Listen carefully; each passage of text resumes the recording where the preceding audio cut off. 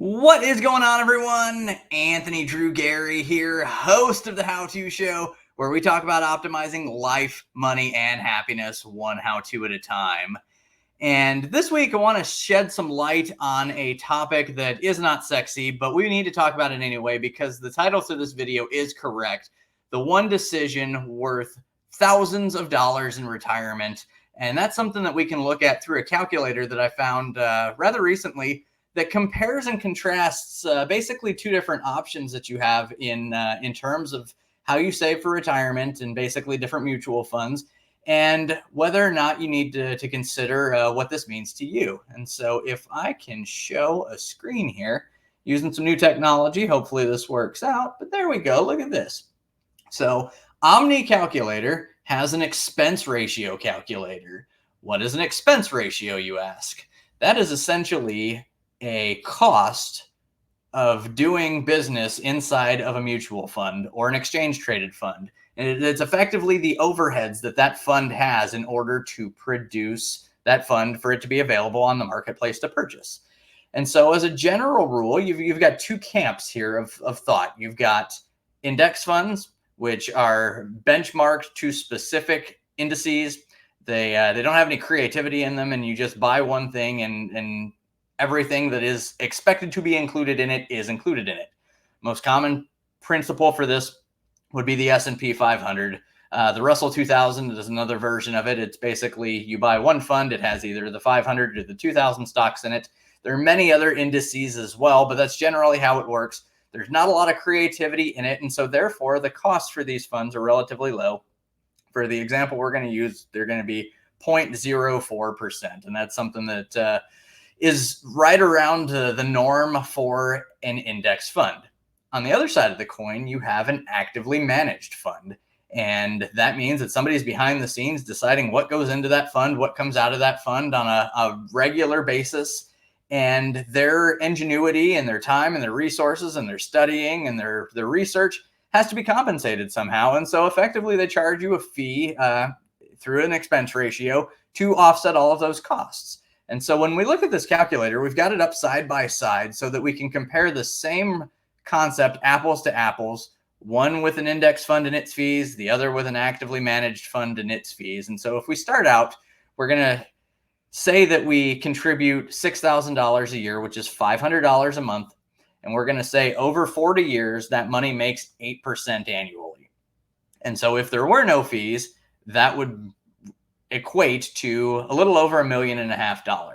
Unfortunately, there's not a whole lot of options with no fees. There are some, and you can dig into zero fee index funds if you're so interested, but you're usually going to have at least a little something here. And so if we change this to 0.04, you're going to realize that over the course of 40 years, you're going to lose basically $16,000 to fees. Not a great outcome, but not the worst outcome. So we'll compare that. If you're in an actively managed fund and we get our math right, we calculate it to a 1% expense ratio, you will see that the total cost over 40 years is $356,000 and some change. The reason why is because that 1% expense ratio is hitting every single year. And so you're losing out on the compounding of 1% of the assets that you have every single year. And so realistically, what this means is the inverse of a ratio for an expense would be the investment's return. And so if there's a difference of almost 1% between 0.04% and 1%, that means you would need to make an extra percent to roughly offset it. And you can see that the future value of the investments is roughly the same when you do that. And so what that means is that there needs to be an expectation that if you are paying for a higher expense ratio, basically a more expensive fund, that there ought to be a better return on that. And I will leave it to you to do a little bit of research, do some Googling to search whether or not actively managed funds beat the index over long periods of time. You can find that out for yourself when you Google it. The results are all over the place, but generally speaking, this is a good discussion to be having with whoever you're working on in these types of situations to determine what makes the most sense for you. Because I have sat in a handful of seminars with, 401k managers and the people who explain to you how to get your 401k off the ground in your workplace.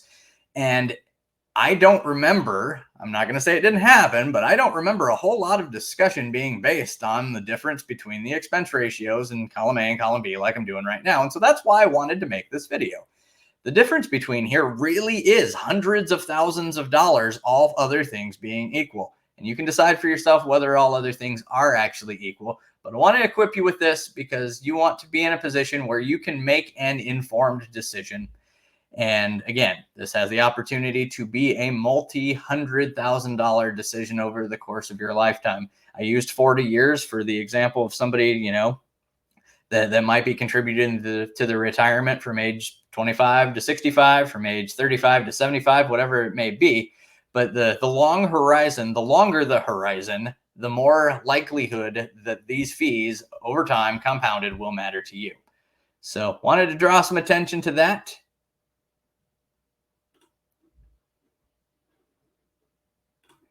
That's going to bring this episode of the show to a close. Hopefully this is something that you will take into consideration when you are thinking about how you want to structure your different savings for retirement. Get a professional in your corner that makes sense for you. There's a lot of different ways to evaluate whether or not a professional in the finance space makes sense to do this for you, to provide you guidance, to provide you service on an hourly basis. Just make sure that you're educating yourself on this or having someone educated in your background or in your corner, so to speak. As always, you can engage with me in the comments. Let me know what you like, what you dislike. Let me know about future topics on the show you would want me to cover. And as always, you can subscribe to the show to be the first to know about new content in long form each and every Wednesday. Short form, much more frequent than that, which is all good fun. Hopefully you don't take yourself too seriously there, because I know I don't, but it is still fun. If you're looking to transact real estate in the Indianapolis market, get in touch with me either in the comments or at IndyDwell.com. Again, Anthony Drew Gary here, host of The How To Show, signing off.